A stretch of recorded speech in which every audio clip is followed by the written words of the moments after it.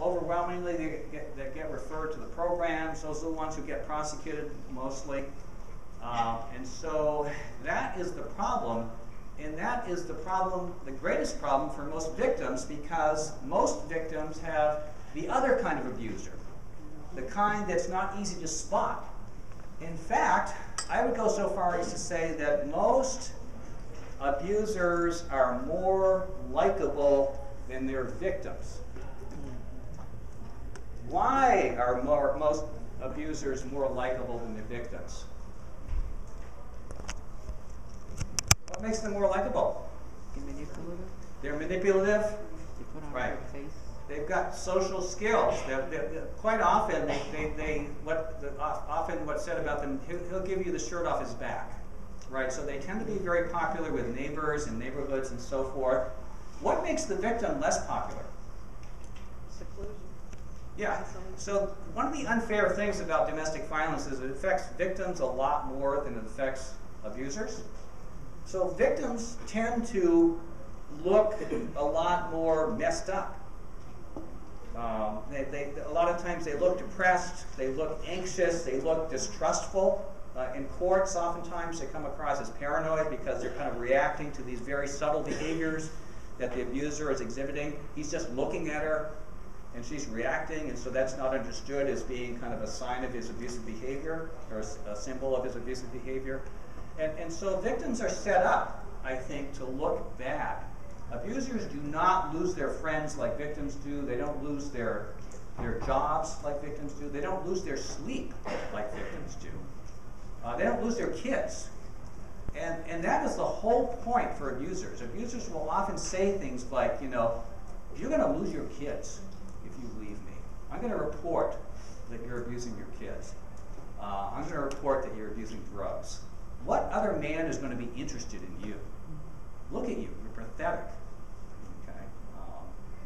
You know, and so I think that's what we see a lot. In DCF, in child welfare, we see battered women, in fact, losing their kids a lot.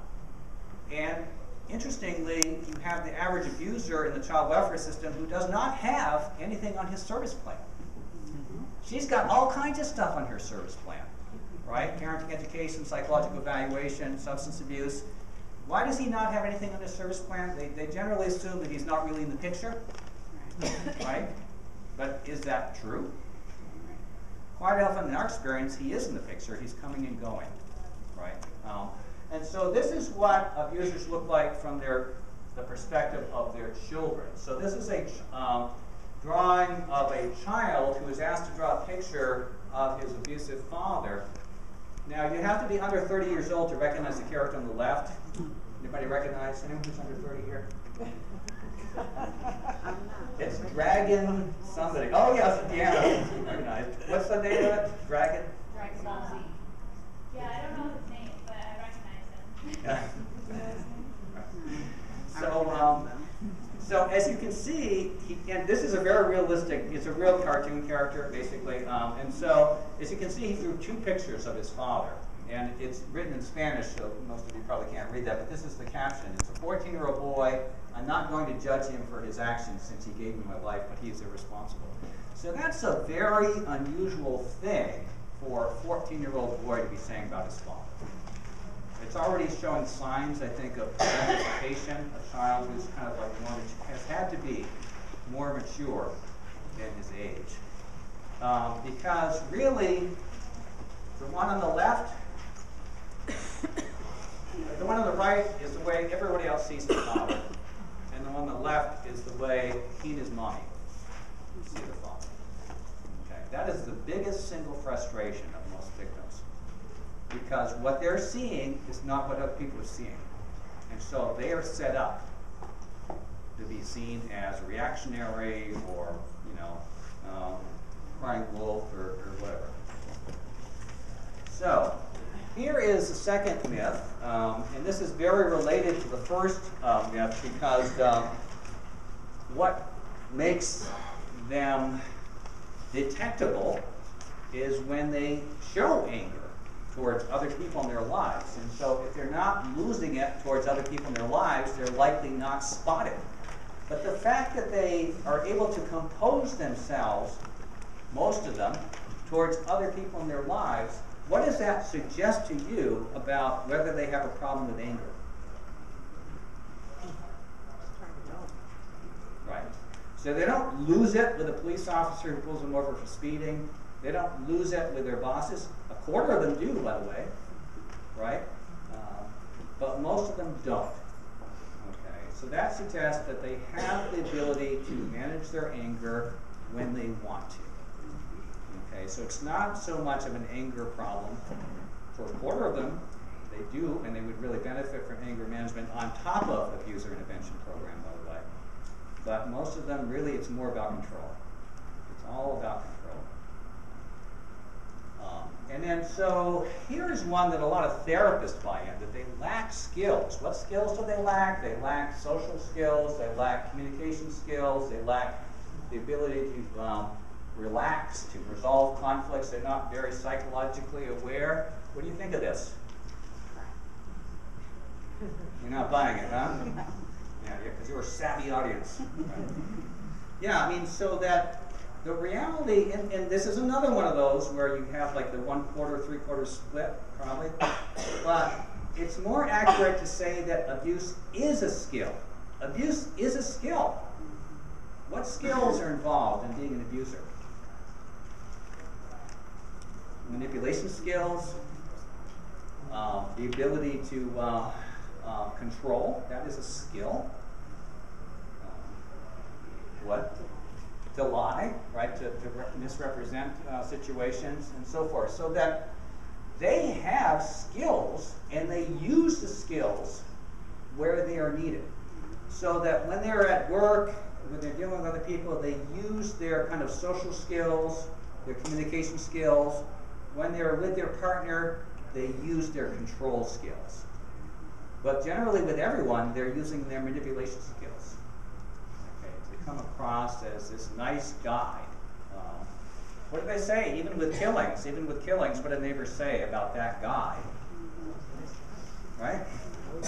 He was such a nice guy. Okay. So then, those are the skills that are involved, and those are the specific manipulation tactics that are used by abusers every day through every part of the system that they encounter. I do a lot of expert witness work. A lot of judges do not get it. They see a guy who looks educated, who seems articulate. He's good to go. You know, he's not an abuser. Right? What do you think about this one? They suffer from low self-esteem.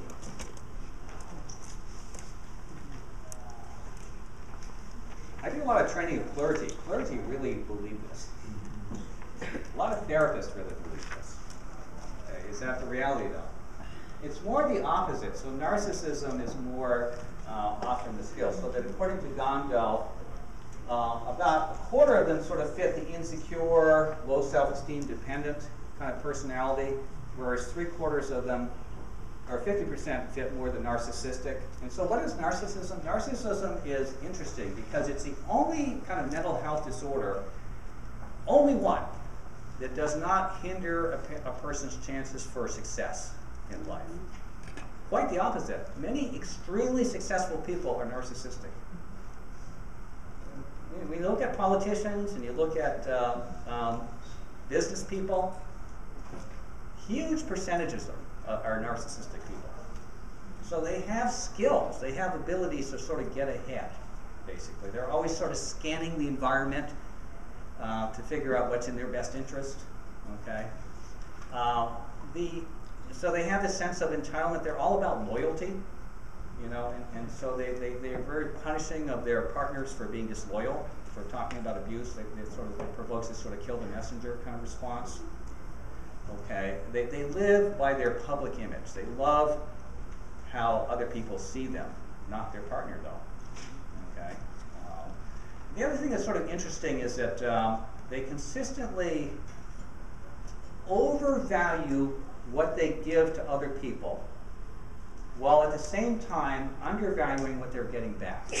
And so the end result of that is that they constantly feel shortchanged. And their biggest complaint, I've worked with batterers for 35 years now, biggest single complaint is she never appreciates all that I do for her. She never appreciates all that I do for her. So they have this sort of inflated sense of what they're giving. And they think they're getting nothing, basically. Now, for my doctoral dissertation, I compared abusive husbands to non-abusive husbands. And I asked them a whole series, and I interviewed their wives separately. I asked them a whole series of questions, and one of the questions was about housekeeping and child care. I expected that I would find that the non-abusive husbands would have done more of the housekeeping and the child care compared to the abusive husbands. Wouldn't you expect that? Yeah, that's what I expected. I was wrong. Turns out that both sets of husbands did an average of 21% of the housework. And the way I did it, so I asked the wives, how much of the housework does he do? And the wives said, I asked the husband said 50%. And the wives said 5%, he does 5%. So it sort of averaged out to be 21% for both sets of husbands. So here's where it differed. Here's where the non-abusive husbands differed. They knew they were getting a good deal. And they would say things like, I'm a lucky guy. My wife does a lot. But I appreciate all that she does. So they had the ability to appreciate what their wives do. But the abusive husbands, they didn't have that attitude at all. Their attitude was, I do more than most men. But you think she ever appreciates that? Never. So they're sort of fixated.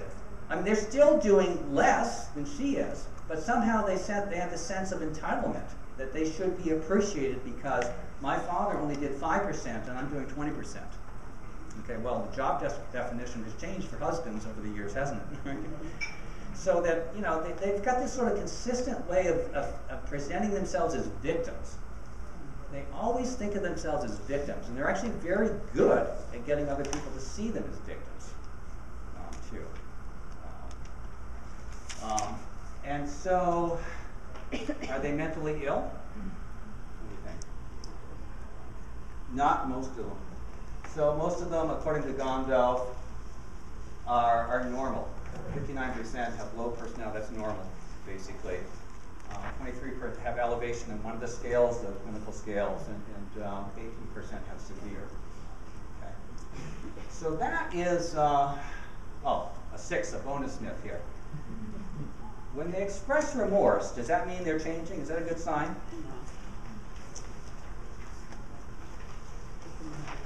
What are they expressing remorse about? Being hot. You guys are hard asses. That's good. You're savvy. Yeah. Yeah, I mean, so that it's all about what's happened. They're out of their house. That's what they're crying about. Abusers cry more than their victims do, right? They're not able to have contact with their children.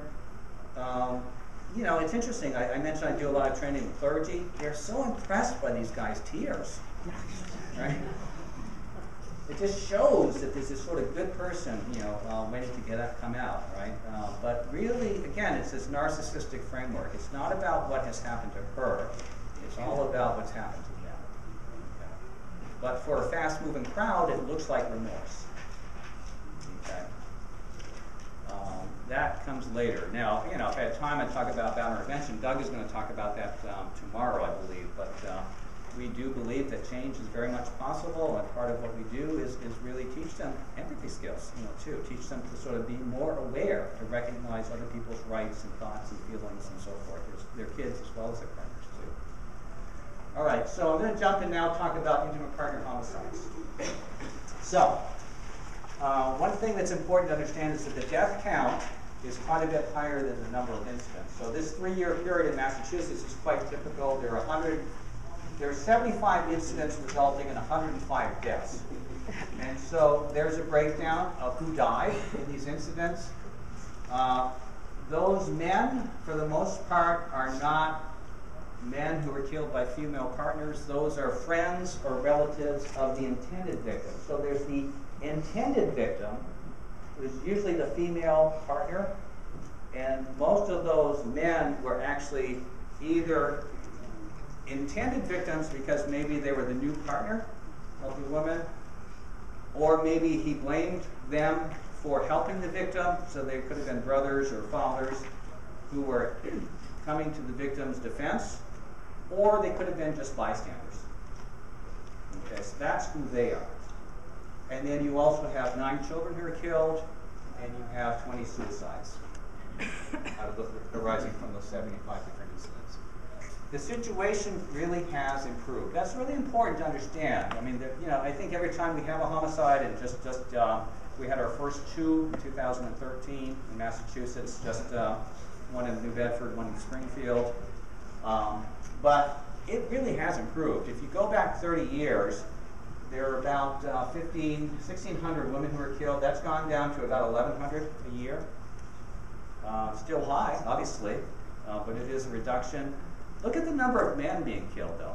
That's gone from 1,300 to under 400. Why do you think that's true? Why do you think the number of men being killed has dropped off so much more than the number of women being killed? Yep. Women are out of the house. Women are out of the house? Yeah. So they don't feel trapped. They don't feel trapped. Okay, so he's saying they don't feel trapped. So you're making an assumption, which is actually a correct assumption, that the majority of women who are killed are actually battered women. The majority of men who are killed are battered women killing their batterers. That has long been known. Overwhelmingly, men who are killed by their female partners are batterers who are being killed by their victims. And interestingly, as options have become available to battered women, they're less likely to kill their batterers. So ironically, battered women's programs have actually benefited men in some ways more than women. Although the numbers really have chopped off, for women as well as for men. Here is a different data source, and on the left it shows total number of women of all kinds, not just domestic violence, who are killed. And on the right it shows intimate partner women who are killed. You can see that since 2000, it's been pretty level, though. So you had this sort of long period of decline, and then now it seems to have sort of leveled off.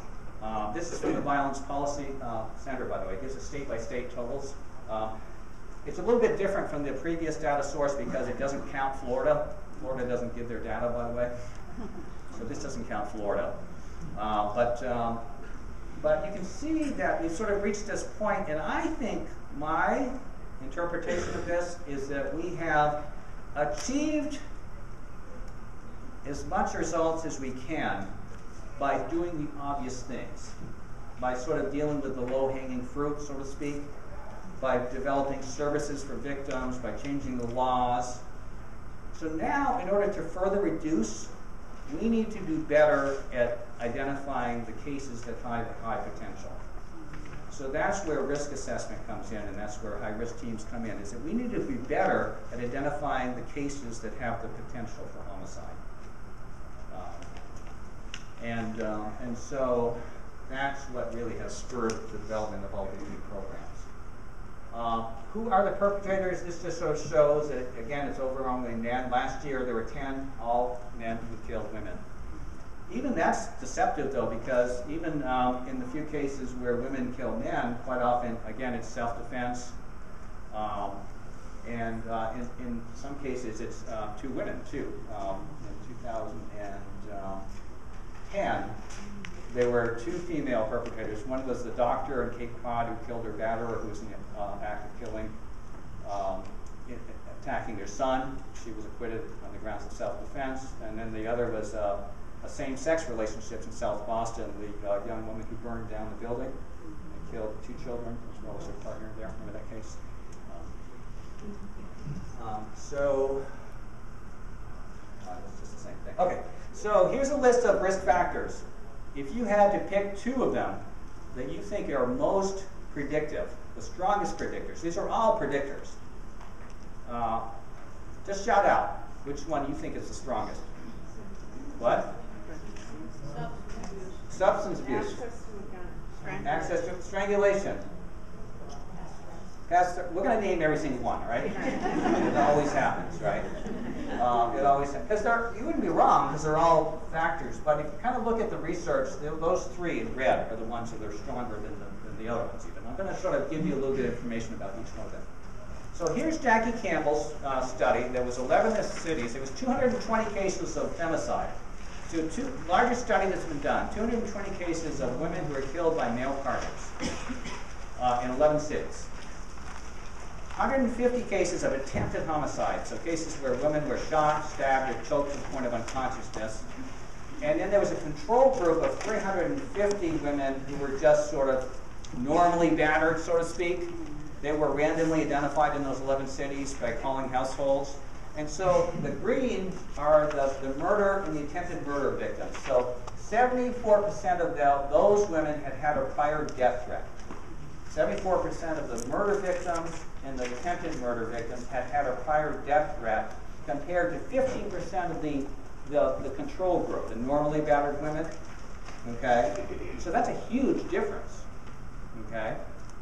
It's a little deceptive because if you're a police officer dealing with domestic violence crimes, or if you're a battered women's program, it's going to be higher than 15%. I mean, why would you go to a battered women's shelter if you weren't for fear of your life, basically? You know, so that's higher for the people that we work with, but this is just sort of like randomly identified battered women.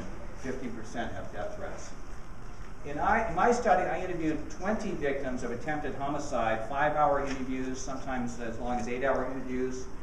You can see that most of them weren't just being threatened, they were being threatened a lot. And so I would argue that the more frequently somebody is threatening to kill his partner, the more he is separating himself from the pack and establishing his credentials to kill, just by the frequency of his threats. So you can see that a quarter of them were being threatened every single week. Half of them every month. Some of them actually every day. So here's some of the examples of the threats that the victims gave me. You can sort of see one of them said to maim her, to kill her daughter, to make her watch him raping his new partner, to kill her with an axe he kept under the bed. This was a businessman in Quincy. He actually did keep an axe in his bed, under his bed. And eventually the final assault was he broke into the house after they were estranged and attacked her. She happened to be cooking with a hot crock pot in her kitchen. And he forced her head into this hot liquid and had her down on the floor and was banging her head against the floor. And his neighbor heard the commotion and broke in and saved her. And he was successfully prosecuted for assault with intent to murder. To make her watch as he killed her parents, to shoot her in the head and cut her in pieces, to chop her. Why? So what I noticed was, as you got sort of closer and closer to the sort of the final assault, the attempted homicide, the threats had become more frequent and the threats had become more graphic. Why did the threats become more graphic over time? Thinking about that. Right. So that for the abuser, serious abuser, you sort of like it has diminishing returns, just normal threats, right? She's still thinking about leaving him, so just normal threats aren't going to do it anymore, right? So he has to kind of step it up, you know, and to sort of think of more extreme measures. One of the guys I interviewed, one of the victims I interviewed, said he would dress up and do a psycho scene when she was in the shower in a Halloween mask with a knife and everything. So just normal threats aren't going to work anymore. So to come up with more frequent and more graphic threats is what happens over time. And one of the women reported that, you know, he took out a gun and he said, "We're going to play a game." He put the gun to his head and he pulled the trigger. And no bullet came out. And he said, "Now it's your turn." She was one of the women who had been threatened every single day. She was so resigned to the fact that her death was inevitable that she was just going to get it over with that night. So she put the gun to her head and she pulled the trigger. And no bullet came out. It went back and forth 6 times. Last time he made this kind of cackling laugh. He said, "You didn't think that was loaded, did you?" So he got nervous, though, after that because she had established she wasn't afraid to die. And so he started, where do you go from there? He started threatening to kill her parents. That really terrified her. She was very religious. She said that would be a mark against my soul forever. She subsequently was rescued by a police SWAT team. She was one of 4 victims I interviewed that was rescued by police SWAT teams, by the way. He was holding her and the children at knife point. They had previously confiscated his firearms, by the way, which he probably would have used if he still had them. Where was that? What state? These are all Massachusetts cases, yeah. Yeah, I can't remember the town this was in. So, the significance of that is that all the danger assessment forms, they have that question about threats, but it's just a yes or no question. That doesn't give you enough information. If you get a yes, you should not move on to the next question and just check off yes. You should ask those additional questions, and that's why there's spaces on these forms where you ask about the frequency of the threats, the recency of the threats, the exact words that were used. If you're a prosecutor, of course you want that information to make a case, right? But it's very significant because, you know, again, the more frequently somebody threats, the higher the risk they are that they're posing. Okay, so the other thing is I interviewed 31 killers. So I interviewed 31 killers. They were all prisoners in Massachusetts. 5-hour interviews, 6 different prisons. And so I asked them about threats, and quite a number of them. And so this is a surprising thing to me. I thought, well, threats, the purpose of threats is just to scare and intimidate, right? But I hadn't thought about this, the second thing. There's quite a few killers said, the more I said it, the more real it became I could do it. The more I said it, the more real it became. So in a way, by threatening, making threats, they were psyching themselves up for doing it. Okay, so that I thought of 2 things when I heard that. I thought of when I was in grad school, I took a course on career counseling. And one of the things they say is if they think about changing jobs. Does everybody think about changing jobs, by the way? Here? Everybody, right? No. What's something you can do to make you more likely to do it? If you're thinking about changing careers or changing jobs, what's something you can do to make it more likely you're actually going to do it? Start looking, but before you even start looking, what's something you could say or do? Try it, but even before that. Say it. So if you tell one person, you're more likely to do it. You've actually taken your first step by telling one person that you're thinking about doing it. You've committed yourself. You don't want to disappoint that person. Okay? So you've actually taken your first words are rehearsals for actions. Okay? And so it's really a significant step. When a person has threatened to kill his partner, he's actually taken his first step towards killing his partner. He's testing the water. He's psyching himself up.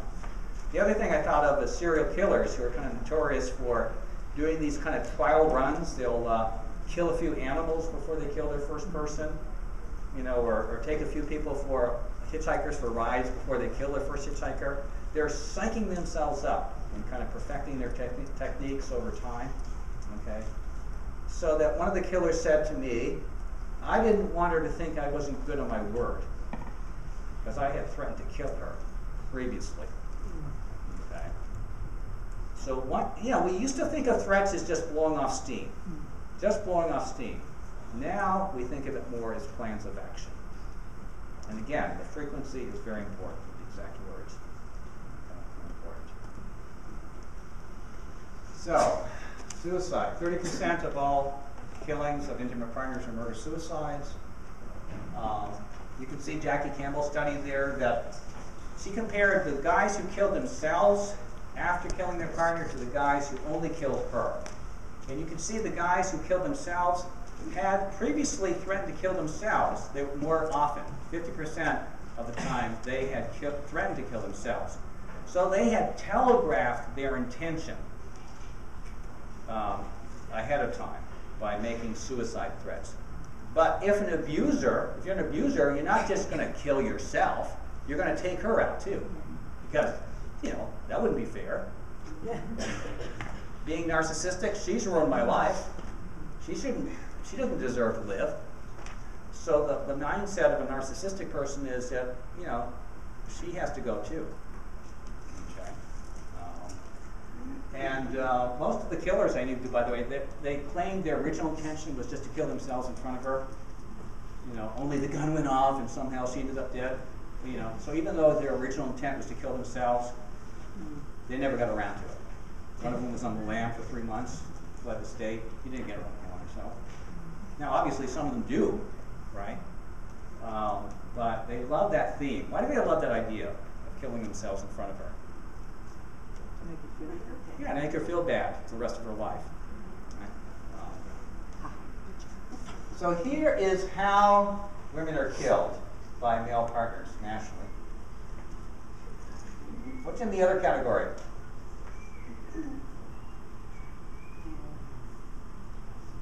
What's in the other? Fire. Fire, yeah. Strangulation would be hands or feet on a per object. Poisons, yeah, so there's poisoning. We had a case in Middlesex County, the Keogh case. Same day that Entwistle, a British guy, was convicted of killing his wife, Keogh was convicted of poisoning his wife in Middlesex County. It took him 6 months to kill her, though, because what he was doing was he was putting antifreeze in her Gatorade. And he was slowly adding more and more to her Gatorade, and she kept getting sicker and sicker. And she had no clue it was him. She was ending up in the hospital for longer stays. In her diary, she said, "He's my angel, he's my rock, he will stay the night with me at the hospital." You know, he was poisoning her to death. They had very good forensics, which resulted in his prosecution. So poison, fire, what else? Cars, yeah, running over the car, throwing over a car. What's something we're hearing? Oh, what's the opposite of fire? Drowning, yeah. And then one that we're hearing more and more of is pushing her off a cruise ship or pushing her off a high rise. Aren't we hearing a lot more of that? Take her on a second honeymoon and push her off a high rise, right? Very hard to prove, by the way. It wasn't an accident or suicide. And so here is the breakdown in Massachusetts. So we don't have guns as much in Massachusetts, so that they're less likely to be shot, more likely to be stabbed, strangled, and so forth. We have, why are guns used so much more? Why do we have actually higher homicide rates in the United States? We have the highest intimate partner homicide rates of any industrialized nation because we have more guns. We are the most well-armed citizenry in any other country. So we have 90 guns for every 100 people in the United States. No other nation is even that close. Okay, so we have 90 guns. Most people don't have guns. In Massachusetts, only 12% of people have guns, which means that the people who do have guns have a lot of guns. So that we have a lot of guns in the United States, and as a result of that, the intimate partner homicide rate is 3 times higher than Canada, 4 times higher than Great Britain, and 8 times higher than Australia. Okay, just the availability of guns makes it more likely. Just the availability of guns makes it more likely. I'm going to later talk about different types of killers, and the most common type of killer is a possessively jealous killer. Second most common is a substance abuser, an alcoholic. That combination is really bad. A jealous drunk. The only thing worse than a jealous drunk is a jealous drunk with a gun. Think about that for a second. A jealous drunk, 40% of my killers fit that profile, with jealous drunks with guns. The Brady bill that requires the background checks, that does not address either part of that equation. If you're jealous, you're good to go. Right? That doesn't hold you up from buying a firearm. If you're a drunk, you're good to go. Okay? So it's only mental illness. It's a certifiable mental illness. It's if you have a felony, if you've been a recipient of a restraining order, if you've been dishonorably discharged from the military, that's also grounds for denial of a firearm. So also the states that have the highest, so there's significant variation, and the Globe was interesting. The Globe had an article just the other day about this.